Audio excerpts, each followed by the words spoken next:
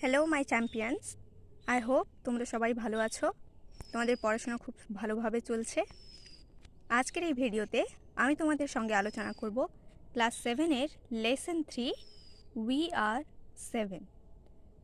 ওকে, এই ভিডিওতে line by line খুব সুন্দর করে আমি তোমাদেরকে বোঝানোর চেষ্টা করেছি। তোমরা এই ভিডিওটি পুরোটা দেখো, আমার মনে হয় না এরপরে তোমাদের কোনো সমস্যা থাকবে। ভিডিও শুরু করার আগে সবাইকে রিকোয়েস্ট করব, তোমরা যারা আমার চ্যানেলে নতুন এসেছো প্লিজ তোমরা এই চ্যানেলটি সাবস্ক্রাইব করে রেখো এবং অবশ্যই বন্ধুদের সঙ্গে শেয়ার করো, এবং ভালো লাগলে ভিডিওটি অবশ্যই লাইক করো এবং কেমন লেগেছে কমেন্ট করে জানিও। আর যারা আগে থেকে সাবস্ক্রাইব করে রেখেছো তাদের সবাইকে আমার অসংখ্য ধন্যবাদ। এই ভিডিওটির শেষে তোমাদের জন্য একটি স্টাডি টিপস রয়েছে, উইচ ইজ ভেরি ইম্পর্ট্যান্ট। তোমরা অবশ্যই ওই টিপসটি পাওয়ার জন্য পুরো ভিডিওটা দেখো। একটা এভারেজ স্টুডেন্ট কিভাবে ইংলিশে টপ করতে পারে সেই টিপস আমি তোমাদের সঙ্গে আজকের এই ভিডিওতে শেয়ার করব। তার আগে চলো আমরা উই আর 7 সম্পর্কে আলোচনা করি। কবিতার লাইন বাই লাইন পড়া শুরু করার আগে তোমাদের জন্য এই কবিতা থেকে কতগুলো শব্দ আমি তার মানে সহ একটু এক্সপ্লেন করে দেব। ওকে, যখনই তোমরা শব্দের মানে বুঝতে পেরে যাবে, কোন কনটেক্সটে ব্যবহার করা হয়েছে তা বুঝতে পেরে যাবে, তখন তোমাদের রিডিংটা পড়ে মনে রাখতে তখন খুব সুবিধে হবে। তাই আজকে সর্বপ্রথম তোমাদের আমি ওয়ার্ডসগুলো এক্সপ্লেন করব। ওকে, চলো আজকের ফার্স্ট ওয়ার্ড হচ্ছে উই আর 7 থেকে ড্র। ড্র কথার অর্থ কী বলো তো? কোনো কিছু নেওয়া। এই কবিতায় ড্র কথাটি ব্যবহার করা হয়েছে শ্বাস গ্রহণ করার কনটেক্সটে। ওকে, ড্র এখানে কি? শ্বাস গ্রহণ করা। ব্রিথ, ব্রিথ মানে জানো তোমরা শ্বাস প্রশ্বাসকে বলা হয় ব্রিথ। সো এখানে একসঙ্গে ব্যবহার করা হয়েছে breath draw. Draw breath means শ্বাস প্রশ্বাস গ্রহণ করা। এবার চলে এসো থার্ড ওয়ার্ড লিম্ব। লিম্ব মানে হচ্ছে হাত পা। ওকে, ক্লাস্টার্ড। ক্লাস্টার্ড মানে কি জানো তো? গুচ্ছ হয়ে থাকা। যেমন ধরো তোমার মাথায় চুল গোছা হয়ে থাকে, তাকেই বলা হয় ক্লাস্টার্ড। যখন কোনো জিনিস একসঙ্গে অনেকগুলো গোছা হয়ে থাকে, গুচ্ছ হয়ে থাকলে তাকেই বলা হয় ক্লাস্টার্ড। এবার চলে এসো রাস্টিক। রাস্টিক মানে হচ্ছে গ্রাম্য। এটা হলো অ্যাডজেক্টিভ। ওকে, এই পার্টস অফ স্পিচটা হচ্ছে অ্যাডজেক্টিভ, গ্রাম্য। এবার চলে এসো 6 নম্বর ওয়ার্ড উডল্যান্ড। উডল্যান্ড কথার অর্থ হচ্ছে বন। এয়ার, এখানে এয়ার মানে হচ্ছে আচরণ। ওকে, মানে চাল চলন, আচার আচরণ কেমন সেইটা বোঝাতে এয়ার ব্যবহার করা হয়েছে। এখানে কিন্তু এয়ার মানে বাতাস কখনোই নয়। এইবার চলে এসো ওয়াইল্ডলি। ওয়াইল্ড মানে তোমরা জানো বন্য, তার অ্যাডভার্ব এখানে ইউজ করা হয়েছে ওয়াইল্ডলি মানে বন্যের মতো। ক্ল্যাড, ক্ল্যাড মানে হচ্ছে আসলে পোশাক পরিহিত থাকা, হ্যাঁ, তাকেই বলা হচ্ছে ক্ল্যাড। চার্চইয়ার্ড, চার্চইয়ার্ড কথার অর্থ হচ্ছে গির্জা প্রাঙ্গণ। এবার দেখো মেড। মেড মানে হচ্ছে কুমারী মেয়েদেরকে বলা হয় মেড। অ্যালাইভ, অ্যালাইভ মানে জীবন্ত। লিভ মানে বাস করা, জানো ভার্ব, সেখান থেকে অ্যালাইভ হয়েছে জীবন্ত। গ্রেভ, গ্রেভ মানে হচ্ছে সমাধি বা কবর। মারা যাওয়ার পর মৃতদেহকে যেখানে কবর দেওয়া হয় সেই কবরকে বলা হচ্ছে গ্রেভ। ন্যায়, এই ন্যায় কথার অর্থ কবিতার ভাষায় হচ্ছে না। কবিতায় কবিরা ন্যায় কথাটি ব্যবহার করেন না বোঝাতে। উইল, এখানে উইল কথার অর্থ হচ্ছে ইচ্ছে।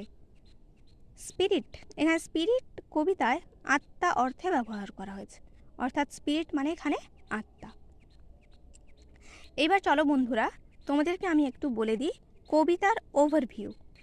কবিতা পড়ানোর আগে আমি একটু তোমাদের কবিতা সম্পর্কে একটু ওভারভিউ দিয়ে দিই। এই কবিতায় কবি ওয়ার্ডসওয়ার্থ আসলে একটা মিস্টিরিয়াস কথোপকথনের কথা আলোচনা করেছে, খুবই রহস্যময়। একদিন কবির সঙ্গে দেখা হয়েছিল এক ছোট্ট বালিকার। সেই বালিকার সঙ্গে কথা বলতে বলতে তিনি তার সম্পর্কে জানতে পারেন। তিনি জানতে পারেন যে বালিকার 7 জন ভাই বোন। কথায় কথায় তিনি জানতে পারেন যে তার 2 ভাই মারা গেছে। তারপরেও বালিকা বলছে যে তারা 7 জন ভাই বোন। তখন কবি জিজ্ঞেস করছেন যে দুজন যদি মারা যায় তাহলে কিভাবে তারা 7 জন হয়। কিন্তু বালিকা কিছুতেই মানতে নারাজ। আসলে এখানে ওই বালিকার 2 ভাই মারা গেছে, কিন্তু বালিকা কিছুতেই মানতে পারছে না, মেনে নিচ্ছে না কখনই। তাই বালিকা কবিতার শেষেও কবির সঙ্গে আর্গুমেন্ট দিচ্ছে যে এখনও তারা 7 ভাই বোন। তাহলে কি হচ্ছে গল্পে, চলো আমরা একটু দেখে নিই এবার লাইন বাই লাইন মিনিং। দেখো, we are 7 by William Wordsworth. একটু কবি সম্পর্কে বলে দিই। উইলিয়াম ওয়ার্ডসওয়ার্থ 1772-1850, অর্থাৎ তিনি 1770 সালে জন্মগ্রহণ করেছেন এবং 1850 সালে তিনি মারা গেছেন। Was one of the greatest poets of nature. Wordsworth সাধারণত প্রকৃতিকে নিয়েই কবিতা লিখতেন।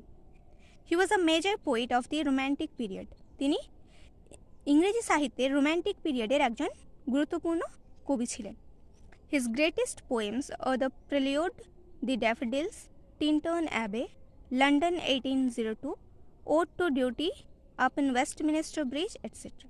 তার কতগুলো বিখ্যাত কবিতার মধ্যে এই নামগুলি দেওয়া হয়েছে। He spent his life in the lake district of England. তিনি ইংল্যান্ডের লেক ডিস্ট্রিক্টে জীবন অতিবাহিত করেছেন। The present text is an edited version of his poem We Are 7, অর্থাৎ তার একটি কবিতা We Are 7, ওখান থেকে একটা এডিটেড ভার্সন তোমাদেরকে দেওয়া হয়েছে। এডিটেড ভার্সন মানে এটা ফুল লেন্থ পোয়েম নয়, ওখান থেকে কেটে তোমাদেরকে ছোট করে দেওয়া হয়েছে। এবার চলে এসো কবিতায়। আ সিম্পল চাইল্ড, একটি সহজ সরল বাচ্চা। আমরা এখানে জানি না যে চাইল্ড গার্ল কি বয়, আমরা পরবর্তীকালে জানতে পারব। That lightly draws its breath, সে মৃদুভাবে শ্বাস প্রশ্বাস গ্রহণ করে। And feels its life in every limb, এবং তার প্রত্যেকটি অঙ্গ প্রত্যঙ্গে সে প্রাণ অনুভব করে। What should it know of death, সে কি করে জানবে মৃত্যুর কথা। অর্থাৎ প্রথম স্ট্যান্জাতেই দেখতে পাচ্ছ কবি পাঠকদের উদ্দেশ্যে একটি প্রশ্ন তুলে ধরেছেন যে একটা ছোট্ট বালক বা বালিকা, ছোট্ট বাচ্চা, যে প্রত্যেকটা অঙ্গ প্রত্যঙ্গে প্রাণ অনুভব করে, অর্থাৎ এত সুন্দর চঞ্চল প্রাণোচ্ছল একটি বাচ্চা, সে কি করে মৃত্যু সম্পর্কে ধারণা থাকতে পারে তার। এইবার কবি ঘটনার উল্লেখ করছেন। আসল ঘটনাটা কি হয়েছে তিনি বলছেন। I met a little cottage girl, আমার দেখা হয়েছিল একটি ছোট্ট বালিকার সঙ্গে।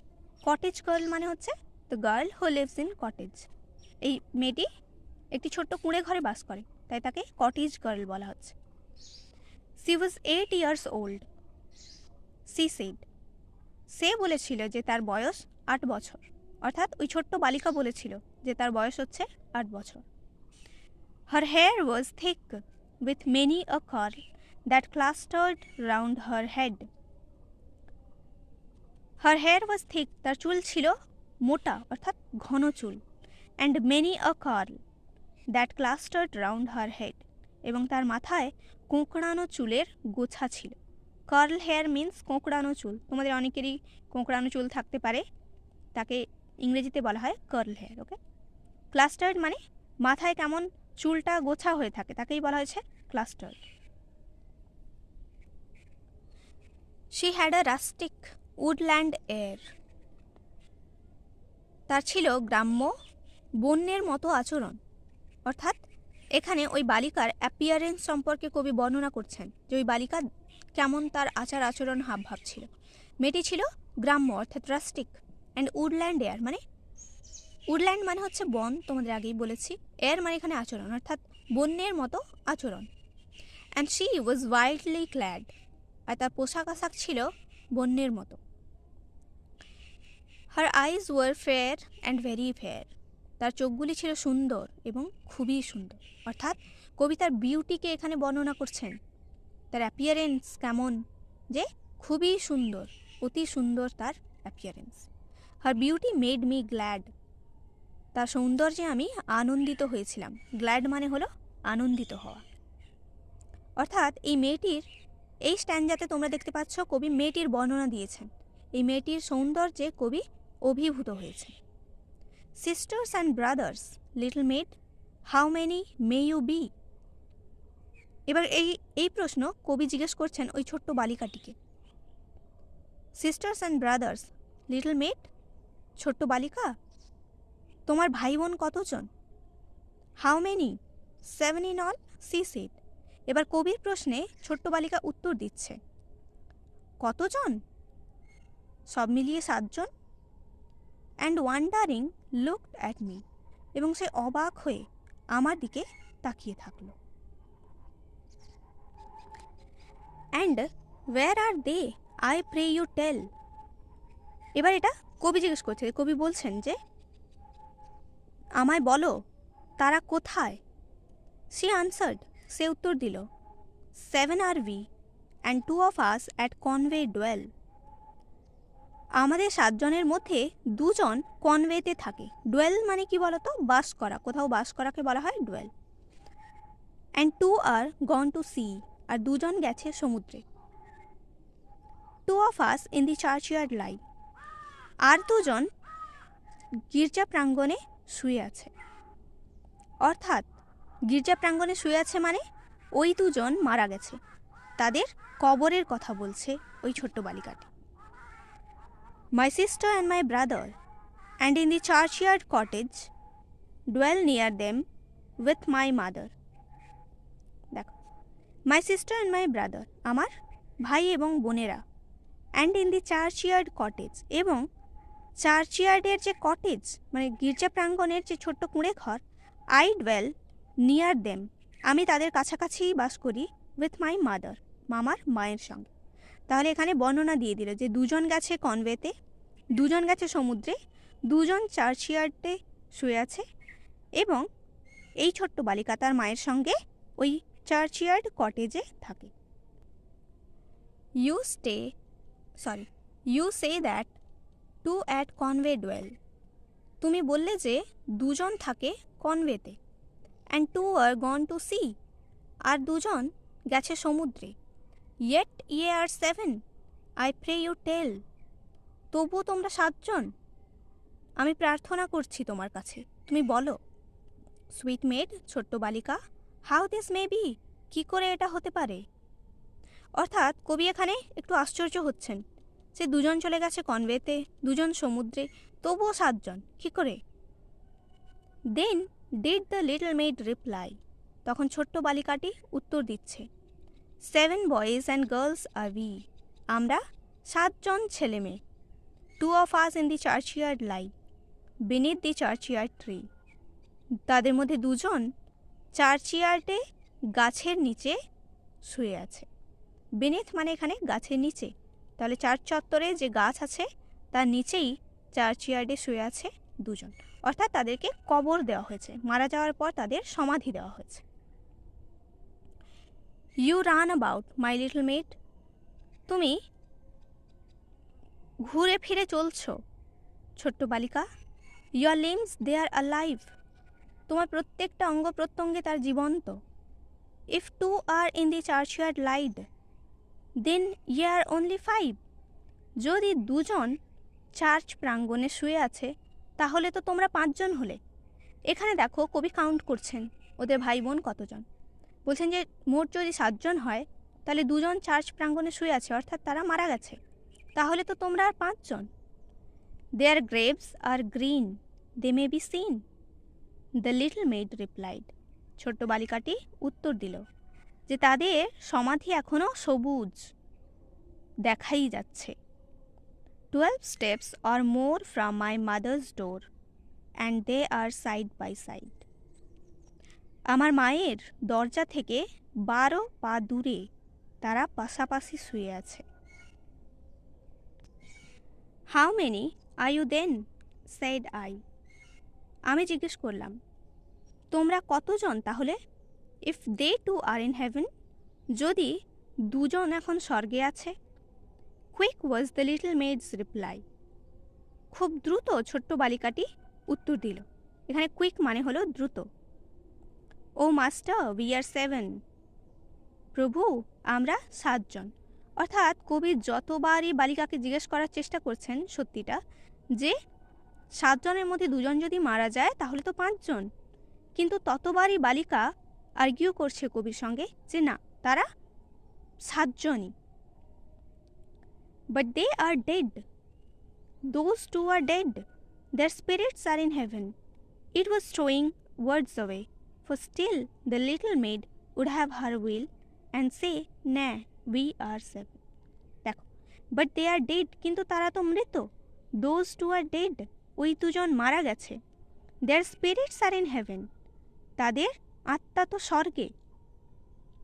it was throwing words away, এই বাক্য ব্যয় বন্ধ করো। for still the little maid would have her will, কিন্তু এখনও ওই বালিকার তার ইচ্ছেতে অনড়। অ্যান্ড সে, এবং বলল, ন্যা উই আর 7, না আমরা 7 জন। অর্থাৎ কবি যতই চেষ্টা করছেন বলার, কিন্তু ছোট্ট বালিকা মানতেই নারাজ যে তাদের মধ্যে কেউ মারা গেছে। ছোট্ট বালিকা শেষ পর্যন্ত কবিকে বলছেন যে তারা 7 জন। এখানেই কবিতা শেষ হচ্ছে। এই কবিতাটি খুব সুন্দর, তোমরা আরেকবার ভিডিওটি পজ করে শুনতে পারো বা রিপিটেডলি দেখে নিতে পারো, তোমাদের খুব সহজে মনে থেকে যাবে। এইবার ওই ইম্পর্ট্যান্ট স্টাডিজ টিপস যেটা আমি তোমাদেরকে দেব বলেছিলাম, এবার আমি তোমাদের সঙ্গে ওই স্টাডি টিপস শেয়ার করব, যেটা আমি যখন পড়তাম তখন আমি ফলো করতাম। ওই টিপসটা হচ্ছে, তোমরা সারাদিন যা কিছু পড়বে শোবার আগে যখন শুয়ে পড়বে তখন চোখ বন্ধ করে একবার পুরোটা ভেবে নেবে যে আজকে কি কি পড়েছো। কিওয়ার্ডসগুলো শুধু একবার মেমোরাইজ করে নেবে। তোমরা এটা একদিন করো, আজকেই করো। আজকে রাত্রে ঘুমোতে যাওয়ার আগে, তোমরা যখন বিছানায় ঘুমোবে সেই সময় শুয়ে পড়ে একেবারে প্রথমে চোখ বন্ধ করে একেবারে মেমোরাইজ করে ফেলো। যেখানে আটকে যাচ্ছ ওইখানে খাতা বা বই খুলে দেখে নাও, আবার মেমোরাইজ করো। বেশি সময় লাগবে না, হার্ডলি 15 to 20 মিনিটস তোমরা মেমোরাইজ করো, তারপর ঘুমিয়ে যাও। নেক্সট ডে তোমরা দেখবে তোমাদের নিজে থেকেই মনে আছে, আর তোমাদের খাতা বই কিচ্ছু দেখতে হচ্ছে না।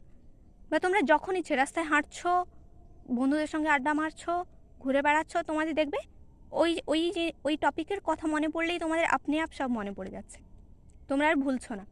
তাই তোমাদের রিটেইন করার পাওয়ার বাড়াতে হবে, বুঝেছো? এই ট্রিকটা তোমরা ফলো করো, এটা প্র্যাকটিস করো। তোমরা 1 সপ্তাহ প্র্যাকটিস করো, তারপরেই তোমরা রেজাল্টটা দেখতে পাবে। তোমাদের রিটেইনিং পাওয়ার খুব বেড়ে যাবে, মেমরি খুব সহজে রিটেইন করতে পারবে। বুঝতে পেরেছ? তাহলে আজকের এই ভিডিওতে এতটাই। নেক্সট ভিডিওতে তোমাদেরকে আমি অ্যাক্টিভিটিগুলো সলভ করে দেব, তোমরা দেখে নিও।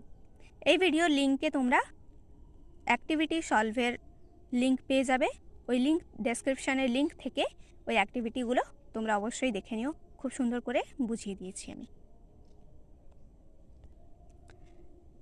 কমেন্ট করতে ভুলো না তোমাদের কেমন লেগেছে, এবং অবশ্যই ভালো লেগে থাকলে শেয়ার করো এবং লাইক করো। আজকের এই ভিডিও এখানেই শেষ করছি, আবার দেখা হবে পরের ভিডিওতে।